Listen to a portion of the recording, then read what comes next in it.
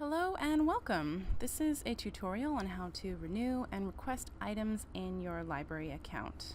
So the first step that you need to do is to go to library.sfc.edu, the library homepage, and then when you click on Research and then Library Search, you'll go to the library catalog, and up here on the top right you'll see it says Sign In. So go ahead and sign in with your St. Francis username and password.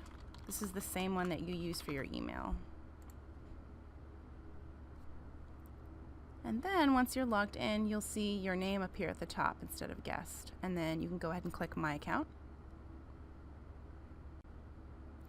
And then you can see everything that you have checked out.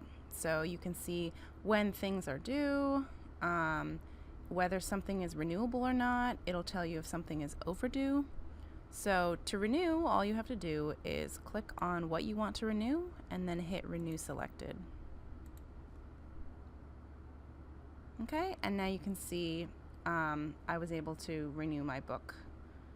And over here it says Success. So just a reminder, reserve books, so that's mostly textbooks, and iPads can't be renewed online.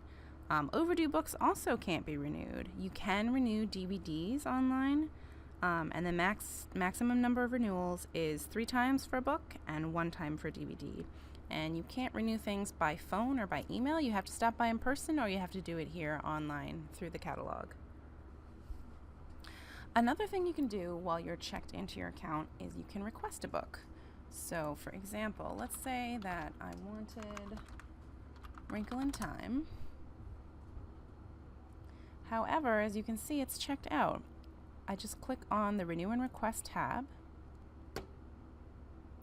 and now it'll give me the option to request any copy or a specific copy, and then just click Hold.